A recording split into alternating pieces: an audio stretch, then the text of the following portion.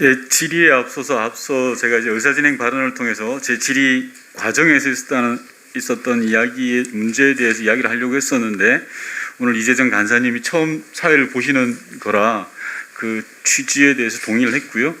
제가 말씀한 내용은 백신의 접종과 관련해서 지금 중요한 게 뭐냐, 불안감을 조성하는 게 중요하지 않다, 백신 접종률을 높여서 집단 면역을 확보하는 게 중차대한 일이다라는 아주 원론적이고 누구라도 인정할 수밖에 없는 이야기를 하는 과정에서 나온 것이라 왜 그런 상황이 벌어졌는지 저는 잘 이해가 안 되고요. 유감을 좀 표명하면서 질의를 하도록 하겠습니다.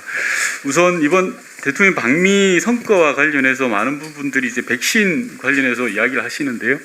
잘한 건 잘했다, 못한 건 못했다라고 좀 이렇게 인정하고 저는 넘어갔으면 좋겠다라는 생각이 들고, 앞서도 말씀드렸다시피 많은 국민들은 이번 한미 정상회담 성과에서 어려운 여력권 속에서도 꽤 많은 성과가 있었다라는 평가를 하고 있는 것 같습니다.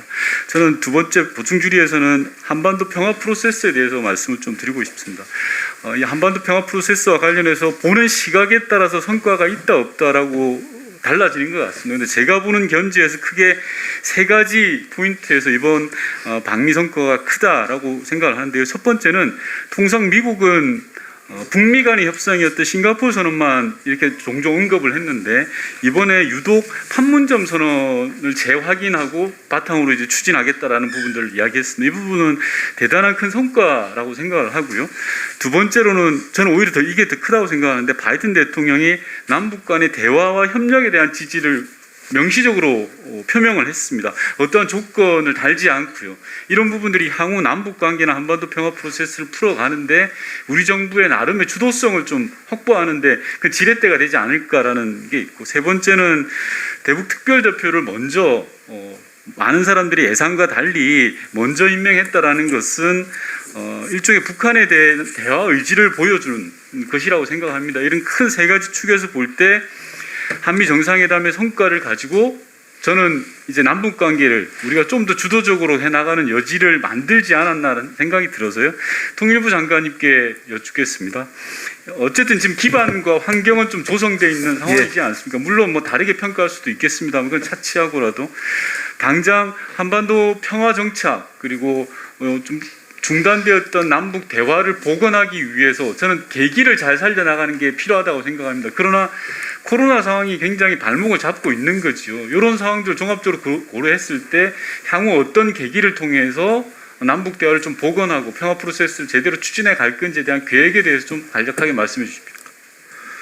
네, 뭐 특별한 계기 이전에도 우리 정부는 언제 어디서든 어떤 의제든 대화할 준비가 되어 있다. 그리고 어떤 방식으로도 할 수 있다. 예를 들면 비대면 영상 회의도 할 수 있고, 코로나로부터 굉장히 안전한 안전 대면 회의 시스템을 갖추고도 할 수 있다.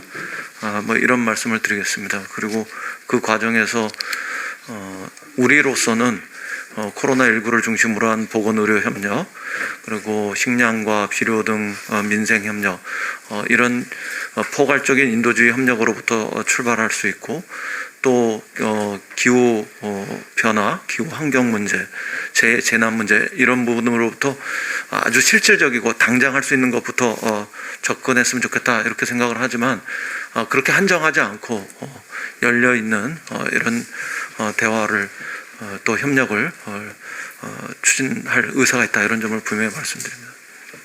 예.